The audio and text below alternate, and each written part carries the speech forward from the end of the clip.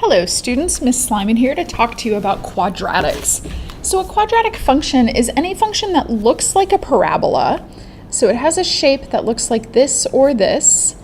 And I know it because it has x squared as its highest power. So that's the highest power means that 2 is my biggest exponent. And I don't have any dividing by x's or negative exponents. So all of these are examples of quadratics, and these are in some different forms. If I use Desmos to sketch them, then this sketch would end up looking like this. So I would have -5 as my y-intercept, and then my 2 roots would end up being, let's see, I would end up with -5/2, so -2.5 over here, and then I would end up with maybe 1 over here, and in the middle I would have a vertex. So let's go ahead and just look at that. So if I go to Desmos, then I can see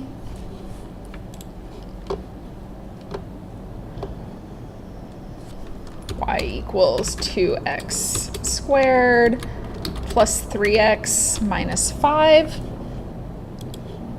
Okay, so I have -2.5 and +1, and here's my vertex down here at -0.75. So those are all my key features. So my vertex is over here. I've got things that are symmetric, so this is a little bit too far away in my sketch because my parabola should end up being symmetric. So something like this, that would be 1. So on my calculator, I want to be able to find those key features. So in my calculator, if I make my graph of 2x squared, this time we had plus 3x minus 5.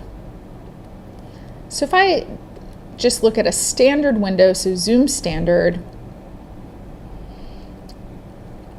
here's my picture, and I want to be able to find all of these key points. Well, this point here is the minimum. So I can do second calc and find the minimum. So to find the minimum, it says to be on the left side. So I can see clearly that -2, the x value of -2, is going to move me to the left. So I'm just going to type in -2. And then when x is 0, I'm to the right. And now my guess is it looks like it's at about -1. And I can see that my calculator is saying -0.74999. Well, it looks like my calculator just is struggling a bit with the accuracy, and that really it should be -0.75.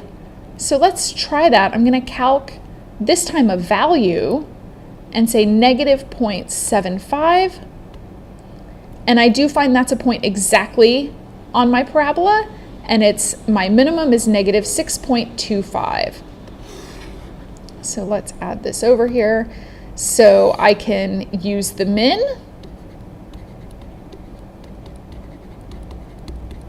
to find the vertex, and I can use polysymult to find my roots. So if I go into my apps and polysymult, now I want to find the roots, so I'm going to use root finder. It's a quadratic. I'm going to say next. My a value is 2. My b value is +3. My c value was -5. And I can find my 2 roots. I can switch them into decimals or fractions, either way.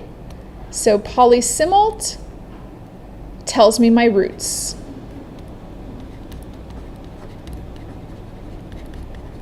The y-intercept is when the x is 0, so I can go back to my graph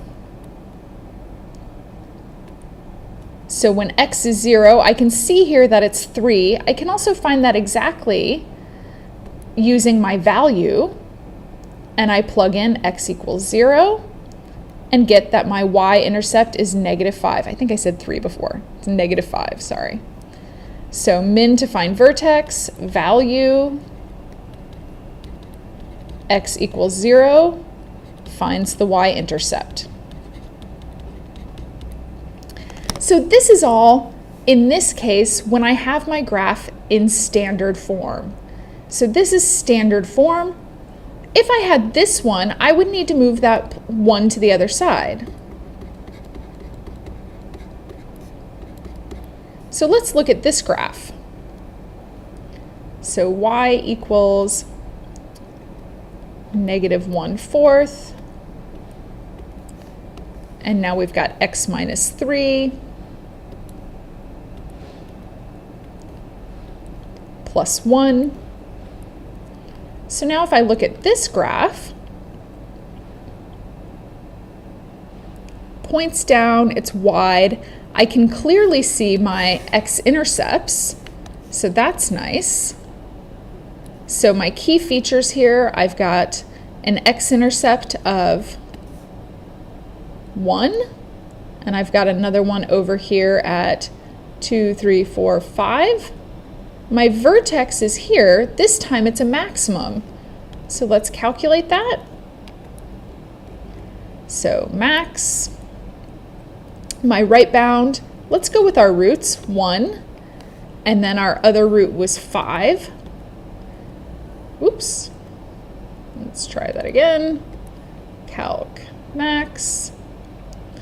So left bound is 1, my right bound is 5.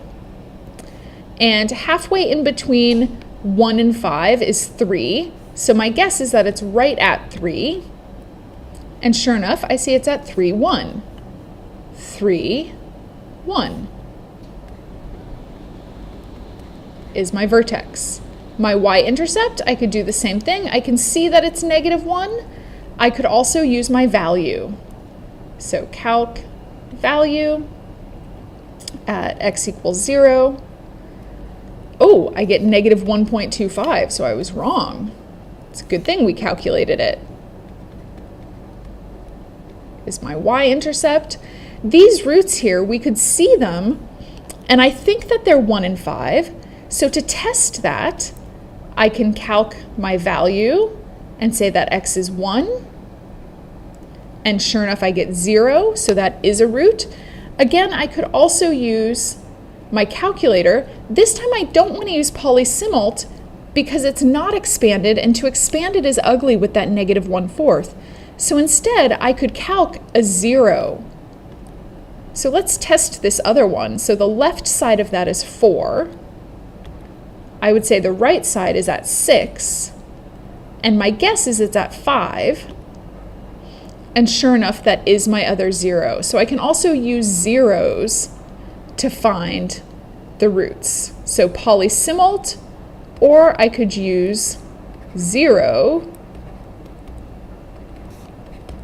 to find the roots.